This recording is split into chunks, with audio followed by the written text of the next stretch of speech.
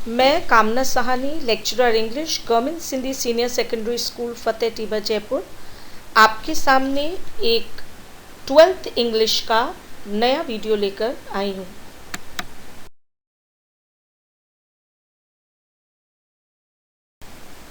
आज का हमारा टॉपिक है या आज का हमारा अध्ययन बिंदु है हमारी 12th सिलेबस में पोएम द स्नेर। चलिए अपन इसे पढ़ते हैं। ये स्नेर जो पोएम है जेम्स स्टीफन्स ने लिखी है और इस कविता के अंदर स्नेर का मतलब पहले मैं आपको बता दूं क्या होता है। स्नेर का मतलब आगे की स्लाइड्स में भी समझाऊंगी। स्नेर का मतलब होता है जाल, और जाल ये वैसा नहीं होता है जैसा हम मछलियों को पकड़ते हैं, लेकिन आपने देखा होगा कि जब भी हम या कोई जो शिकारी है वो जब भी एक किसी जंगली जानवर को पकड़ता है तो वो एक ट्रैप लगाता है, और वो ट्रैप ऐसा होता है जिसमें अगर किसी भी जानवर का या किसी मनुष्य का भी अगर पाँव जो है पड़ जाए तो वो ट्रैप बंद हो जाता है और वो बहुत पेनफुल होता है। तो ये कविता जो है आपकी स्क्रीन पर दिख रही है, मुझे इसको पढ़ने की ज़रूरत नहीं है। आगे मैं इसको हर स्टैंजा को समझाती जाऊंगी। 4 स्टैंजास की पोएम है ये, और जेम्स स्टीफन्स के द्वारा रचित है। और ये आप ध्यानपूर्वक अगर देखेंगे तो हर स्टैंजा के अंदर जो स्टैंजा की आखिरी लाइन है वो दूसरे स्टैंजा की पहली लाइन बन जाती है। और वो क्यों किया जाता है? क्योंकि इसमें ये बताया गया है कि एक रैबिट जो है बहुत दर्द में है क्योंकि वो एक ट्रैप में फंस गया है, और इसी कारण से जब वो उस ट्रैप में फंस गया है तो वो जो है उसकी दुख को ज़्यादा दर्शाने के लिए कवि इस लाइंस को बार बार रिपीट करता है। चलिए अपन कविता पढ़ते हैं आगे। सबसे पहले अपन थीम ऑफ द पोएम या कविता का सार पढ़ लेते हैं, क्योंकि कवि क्या कहना चाहता है इसमें वो देखते हैं। मैं हिंदी में पढ़ती हूँ, ऊपर इंग्लिश में इसका सेम लिखा है। ये कविता में दर्द में चीखते हुए खरगोश को दिखाया गया है। कवि कष्ट से चीखते हुए खरगोश की आवाज़ तो सुन सकता है, लेकिन उसे मदद के लिए वो चीखता हुआ सुनता भी है, लेकिन उसे पता नहीं चलता कि वे कहाँ जाल में फंसा हुआ है, और वो उसकी जो है मदद करने में असमर्थ है। कवि ने इस स्थिति का चित्रण बहुत सहानुभूतिपूर्ण दृष्टिकोण से जो है किया है, और इस कविता में जानवरों के दुख को दर्शाया गया है। और जानवरों के प्रति जो हम निर्दयता करते हैं, उनको मारते हैं, पकड़ते हैं, और कितने दर्द में वो होते हैं, इसको बहुत अच्छी ढंग से कवि ने प्रदर्शित किया है। ये जानवरों के प्रति रक्षा और स्वतंत्रता की आवश्यकता को दर्शाया गया है। याद रखिए, जब भी ये कविता आप पढ़ें, आपको इस कविता का अर्थ ही ये है कि ये पृथ्वी इंसान समझता है कि मात्र उसी के लिए बनी है, लेकिन ऐसा नहीं है। ये पूरा जो विश्व है वो भगवान ने, ईश्वर ने, खुदा ने सब जो है लोगों के लिए बनाया है, सब प्राणियों के लिए बनाया है। लेकिन इंसान क्योंकि लालची है, वो सोचता है कि केवल वो उसी के लिए है, और इसीलिए वो जानवरों को मारता है। तो इसमें वही जो जानवरों के प्रति इंसानों की निर्दयता है उसे प्रदर्शित किया है कि जब आप अगर किसी को पकड़ लेते हैं, ट्रैप कर लेते हैं, तो उसको कितना दर्द होता है और वो कितना कराहता है। तो आगे देखते हैं एक एक स्टैंजा को कि अपन को इसके अंदर क्या बताया गया। सबसे पहले देखिए, मैं आपको बता दूं इसमें जो वर्ड बार बार आएगा स्नेर, तो स्नेर का मीनिंग इंग्लिश में तो होता है ट्रैप, और इसका अर्थ होता है जाल। और जैसे ये खुल रहा है, बंद हो रहा है, यानी कि इसके अंदर जैसे ही किसी का पाँव पड़ता है तो वो एकदम ये बंद हो जाता है। और जिस तरीके से कितना नुकीला है, तो ये जानवरों को दर्द भी करता है। तो उसका जो पॉ या पंजा जिसको हम कहते हैं, PAW, पॉ का मतलब पंजा, जो जानवर का फंस जाता है तो वो बहुत उसको दुख देता है। ये एक जाल है। अब ये पूरी की पूरी जो हमारी कविता है वो एक रैबिट पर है, और एक रैबिट जो है वो चिल्ला रहा है बचाओ बचाओ, और खरगोश जो है वो मदद मांग रहा है। तो ये आपको 2 चीज़ें याद रखनी है इसमें, एक स्नेर और एक ये रैबिट जो कितना रो रहा है और कितना मदद के लिए गुहार लगा रहा है। और कवि आवाज़ तो सुन पाता है लेकिन उस बेचारे को बचा नहीं पाता, उसे पता ही नहीं है कि वो कहाँ फंसा हुआ है। अब ये देखिए अपन फर्स्ट स्टैंजा से अपने जो है 4 इसमें स्टैंजाज हैं और मैंने कहा आप ध्यान रखिएगा आखिरी लाइन हमेशा दूसरे स्टैंजा की पहली लाइन बनती है, दूसरे स्टैंजा की आखिरी लाइन तीसरे स्टैंजा की बनेगी और तीसरे स्टैंजा की आखिरी लाइन पहली लाइन बनेगी चौथे स्टैंजा की। चलिए पहले अपन फर्स्ट स्टैंजा पढ़ते हैं। I hear a sudden cry of pain, there is a rabbit in a snare, now I hear the cry again but I can not tell from where. तो आप yellow में तो मैंने लाइनें लिखी हैं, प्रथम छंद पूरा लिखा है, फर्स्ट स्टैंजा लिखा है और दूसरे के अंदर मैंने इसका मीनिंग लिखे। जैसे पहला है हियर, हियर का मतलब होता है सुनना, सडन हम जानते हैं अचानक। अब यहाँ पे क्राई, क्राई का मतलब रोना भी होता है लेकिन यहाँ पर क्राई का मतलब है चीखना। और पेन तो हम सब जानते हैं कि दर्द, और आपने देखा होगा कि पेन के बाद में विस्मयबोधक चिन्ह एक्सक्लेमेटरी मार्क भी लगाए, इसका मतलब ये है कि उसे बहुत दर्द हो रहा है, नंबर 1, और नंबर 2 कवि को पता भी नहीं चल रहा कि वो कहाँ है। There is a rabbit in a snare, अब यहाँ पर वर्ड आया स्नेयर, स्नेयर मैंने आपको बताया ट्रैप या जाल जिसको अपन कहते हैं। नाउ का मतलब अभी, now I hear the cry again, again आपको मालूम है वापस से जो है सुनाई देना। कैनॉट असमर्थ, टेल बताना और वेयर यानी कहाँ से, तो कवि को समझ ही नहीं आ रहा कि कहाँ से आवाज़ आ रही है। चलिए अब अपन आगे इस स्टैंजा का भावार्थ पढ़ते हैं। अब देखिए I hear a sudden cry of pain, इसका अर्थ है मैं अचानक एक चीख सुन रहा हूँ। कवि कह रहा है मैं अचानक एक चीख सुन रहा हूँ। There is a rabbit in a snare, शायद एक जाल में खरगोश है। अब उसने ये बात क्यों कही कि एक जाल में खरगोश है, इसलिए कही क्योंकि उसको रैबिट की आवाज़ सुनाई दे रही है और वो रो रहा है।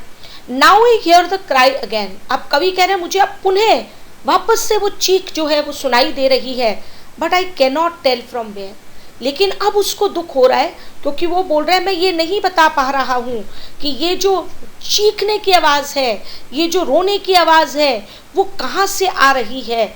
इसका मतलब वो असमर्थ है उसकी मदद करने में। अब हम सेकंड स्टैंजा के वर्ड मीनिंग्स पढ़ते हैं। सेकंड स्टैंजा कहता है but I can not tell from where. अब आप देखिए वही जो आखिरी लाइन थी वही इसकी पहली लाइन बन गई। He is calling out for aid, crying on the frightened air, making everything afraid. अब आप जब मैं नेक्स्ट थर्ड स्टैंजा पढ़ाऊंगी तो आप देखेंगे जो आखिरी लाइन है ना मेकिंग एवरीथिंग अफ्रेड, वो उसकी पहली लाइन बन जाएगी। अब बताने की ज़रूरत है नहीं कि टेल का मतलब तो होता है बताना और वेयर का मतलब होता है कहाँ से। He is calling out for aid, calling out का मतलब होता है जब आप किसी को पुकारते हैं, और एड, एड का मतलब होता है यहाँ पर हेल्प, यहाँ पर एड जो है वो होगा help. Crying on the frightened air, crying यानी रो रहा है चीख रहा है, और फ्राइटेंड एयर का मतलब होता है कि एयर यानी हवा, और यहाँ पे हवा नहीं होगी, इसका अर्थ होगा वातावरण। और इतना चिल्ला रहा है, इतना चीख रहा है कि वो जो पूरा वातावरण है वही भयभीत हो रहा है। मेकिंग एवरीथिंग अफ्रेड, मेकिंग यानी बनाना, एवरीथिंग का मतलब होता है वातावरण में हर प्राणी जो भी है वह उसको देखकर भयभीत हो रहा है। तो यानी कि यहाँ पर मेकिंग एवरीथिंग, जो एवरीथिंग है उसका अर्थ यहाँ पे हर प्राणी है, और अफ्रेड का मतलब है डर। अब चलिए अपन सेकंड स्टैंजा का जो है भावार्थ पढ़ते हैं। But I can not tell from where, अब कवि ये कह रहे हैं लेकिन मैं बता ही नहीं पा रहा हूँ कि चीखों की आवाज़ असल में कहाँ से आ रही है, क्योंकि उसको केवल आवाज़ सुनाई दे रही है, उसे मिल ही नहीं रहा कहीं पर भी। He is calling out for aid, मैंने आपसे बताया था कॉलिंग आउट का मतलब होता है पुकारना और एड का मतलब होता है मदद। तो वो चीख चीख कर मदद के लिए जो है पुकार रहा है कि मुझे हेल्प करो हेल्प करो, आवाज़ लगा रहा है, हेल्प तो नहीं कर रहा है, मतलब चीख रहा है। Crying on the frightened air, crying का मतलब चीखना और फ्राइटेंड एयर का मतलब मैंने आपको बताया था भयभीत हवा, यानी कि भयभीत हवा को चीर कर उसकी हमें चीख सुनाई दे रही है। आसपास जितना भी माहौल है वो सारा का सारा जो है भयपूर्ण हो गया है। उन्होंने कहा मेकिंग एवरीथिंग अफ्रेड, और प्रत्येक प्राणी जो भी उसको उसकी चीखों को सुन रहा है, वो उसकी चीखों को सुनकर खुद भी जो है वो भयभीत हो रहा है। तो इसके का अर्थ है कि जब उसको ट्रैप किया गया है तो वो भी बहुत बेचारा जो है डर रहा है, और वो पूरे वातावरण को भी जो है डर वाला बना रहा है। अब हम थर्ड स्टैंजा लेते हैं। लास्ट लाइन फिर ऊपर हो गई, मेकिंग एवरीथिंग अफ्रेड। मेकिंग यानी बनाना, एवरीथिंग यानी यहाँ पर हर प्राणी, और अफ्रेड यानी भयभीत कर रहा है। Wrinkling up his little face. अब ये याद रखिए रिंकलिंग का मतलब क्या होता है। समझिए कपड़ा है, अगर अपन उसको बहुत धो लेते हैं, आपने देखा होगा, और अगर हम उसको प्रेस नहीं करते हैं तो उसमें कैसे रिंकल्स हो जाते हैं, वो रिंकल वर्ड होता है। इसी तरीके से अपन अगर जब वृद्ध हो जाते हैं तो हमारी जो स्किन होती है वो भी ऐसे रिंकल अप हो जाती है। लेकिन यहाँ पर क्या है कि वो किसी ट्रैप में फंसा हुआ है, और जब वो ट्रैप में फंसा हुआ है और बाहर निकलने की कोशिश करता है तो वो कष्ट में अपने चेहरे को सिकोड़ देता है, यानी कि वो अपने चेहरे को डिस्टॉर्ट कर देता है। आप इसको ऐसे इमेजिन करो कि जब एक चूहा, आपने देखा होगा कि कभी भी अगर आपने उसको पकड़ा तो वो बड़ा कोशिश करता है निकलने की, और जब वो उसमें निकलने की कोशिश करता है तो वो जो तारें लगी हुई होती हैं उस पर जो अपना मुंह वो जो है जब पुश करता है, देखता है कि मैं बाहर निकलने की कोशिश करूं, तो उसका जो चेहरा जो वैसे सुंदर होता है वो बड़ा सिकुड़ सा जाता है। तो वही वर्ड यहाँ का मतलब है रिंकलिंग अप, यानी जो रैबिट है वो अपना कष्ट में अपने चेहरे को सिकोड़ रहा है। और लिटिल फेस का मतलब होता है छोटा सा चेहरा, क्योंकि वो बहुत बड़ा तो होता नहीं है अपना rabbit. As he cries again for aid. अब अगेन का मतलब होता है वापस से, क्राई का मतलब चीखना है, और एड का मतलब वो जब मदद के लिए जब जो है चिल्ला रहा है तो उसका फेस सिकुड़ जाता है। But I can not find the place. अब फिर असहाय है, फाइंड का मतलब वो ढूंढ रहा है, और कैनॉट यानी असमर्थ, और प्लेस यानी स्थान, यानी वो अभी भी उसको ढूंढने में असमर्थ है। थर्ड स्टैंजा का चलिए अपन भावार्थ पढ़ते हैं। Making everything afraid. उसकी चीख प्रत्येक प्राणी को भयभीत कर रही है, यानी वो इतना चिल्ला रहा है कि उसकी चीख से पूरा वातावरण ही नहीं, जो प्राणी उसकी चीख को सुन रहा है वो भी भयभीत हो रहा है। Wrinkling up his little face. वह जाल में अपने छोटे से मुंह को सिकोड़ कर चीख रहा है, क्योंकि उसको उसका प्रयास है बाहर निकलने का और वो बाहर निकल नहीं पा रहा है, इसीलिए वो अपने मुंह को ट्विस्ट कर रहा है, सिकोड़ रहा है। As he cries again for aid. और जब वो फिर पुनः, अगैन यानी पुनः, वापस से, क्राइज का मतलब चीखना, फॉर एड यानी मदद के लिए चिल्ला रहा है। And I can not find the place. और उसके बावजूद भी उसको वो जगह जो है वो नहीं मिल रही है। तो इसमें कवि जो है वो बड़ा असहाय सा है, क्योंकि उसको वो मिल ही नहीं रहा है। उसको आवाज़ तो सुनाई दे रही है लेकिन वो उसकी मदद करने में बिल्कुल असमर्थ है। अब चलिए अपन इसका फोर्थ स्टैंजा जो है उसका अपन जो है मीनिंग्स देखते हैं। आपने देखा होगा तीसरे का जो है वो पहली लाइन बन गई, and I can not find the place. ये बार बार इसीलिए रिपीट कर रहा है लाइन को क्योंकि ये एम्फसाइज कर रहा है। एम्फसाइज का मतलब होता है जोर दे के बोलना, स्ट्रेस दे के वो बार बार कह रहा है कि मुझे जो है उसका जो रैबिट का है वो दर्द कितना है उसको दर्शाने के लिए वो इसको रिपीट करता है। And I can not find the place where his paw is in the snare. Can not यानी असमर्थ, फाइंड यानी जो है ढूंढना, वो ढूंढ रहा है। प्लेस का मतलब होता है स्थान, पॉ का मतलब होता है PAW, पंजा, क्योंकि उसका पंजा फंसा हुआ है। Is in the snare, is in the snare यानी स्नेयर का मतलब वापस से कहेंगे जाल में फंसा हुआ है। लिटिल वन, ओ लिटिल वन, वो कह रहा है अरे छोटे से प्राणी, अरे प्यारे से प्राणी। I am searching everywhere, searching यानी ढूंढना, और एवरीवेयर का मतलब होता है हर जगह। यानी यहाँ पर तो कविता का अंत हो गया, इसका मतलब ये वो अभी भी उसको ढूंढ रहा है पर वो उसको नहीं मिल रहा। चलिए अब अपन आखिरी स्टैंजा जो है उसका भावार्थ पढ़ते हैं। And I cannot find the place. कवि फिर कह रहा है और मैं उस स्थान को नहीं ढूंढ पा रहा हूँ। वेयर इज पॉ इज इन द स्नेयर, उसका पॉ यानी पंजा, खरगोश का जो पंजा है फंसा है, कहाँ फंसा है मुझे नहीं मालूम। लिटिल वन, ओ लिटिल वन। अब इसको जो है एकदम उस पर बहुत दुख होता है क्योंकि वो बहुत छोटा सा है। तो कहता है अरे छोटे से प्राणी, छोटे से प्राणी, अरे छोटे से प्राणी, अरे छोटे से प्राणी। इससे पता चल रहा है वो कितना असहाय महसूस कर रहा है, कितना हेल्पलेस अपन को, अपने आप को महसूस कर रहा है कवि। आई एम सर्चिंग एवरीवेयर, अरे मैं तुम्हें हर जगह हर स्थान पर ढूंढ रहा हूँ पर तुम मुझको मिल ही नहीं रहे। जब भी मैं कहती हूँ पॉइंट्स टू रिमेंबर आप याद करें या याद करने वाले बिंदु आप याद करें, तो हमेशा याद रखिए कि ये वही होते हैं क्वेश्चन आंसर्स। अगर अपन इतने को भी याद कर लेते हैं तो अपन को जो है प्रॉब्लम नहीं होती और अपन को प्रश्न जो है वो बहुत अच्छी तरीके से जो है अपन कोई सा भी प्रश्न आ जाए अपन कर सकते हैं। तो पहला प्रश्न है who is afraid and why, कौन डर रहा है और क्यों। और पूरा पढ़ने पर अगर मैं आपसे ही सवाल पूछूंगी तो आप भी बता देंगे कि rabbit is afraid and as he is trapped in a snare, क्योंकि वो ट्रैप हो गया एक स्नैर में, एक जाल में। व्हाट इज फ्राइटेंड एयर, आपसे कई दफ़ा पूछते हैं, आप एक्सप्लेन करें कि फ्राइटेंड एयर का अर्थ क्या है। और दूसरा जो प्रश्न है जो इसी के नीचे वाला है, what is wrinkling up the little face, यानी कि रिंकलिंग फेस का अर्थ क्या होता है। तो पहला तो फ्राइटेंड एयर पढ़ते हैं।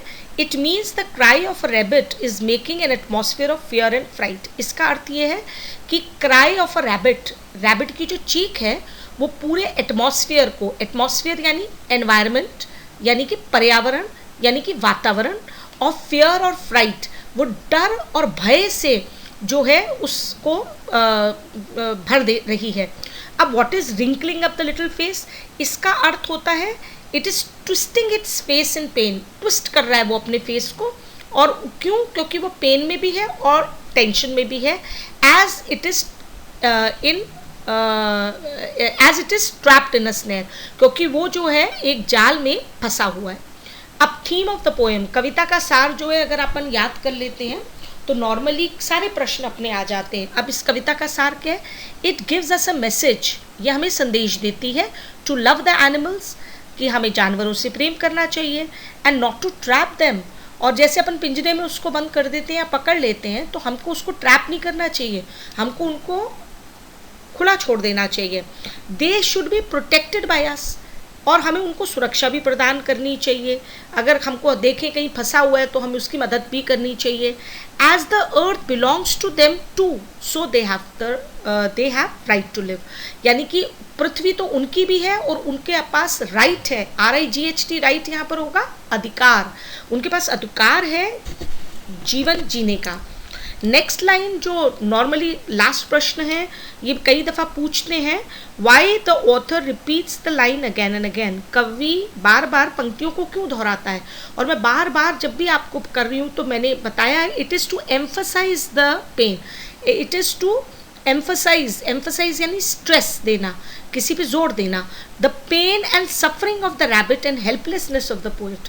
दो चीज़ें बता रही है, एक तो सफरिंग, उस रैबिट का कष्ट, और दूसरा हेल्पलेसनेस। हेल्पलेसनेस का मतलब होता है असहाय, कि पोएट को वो मिल ही नहीं रहा कि वो कहाँ पर है।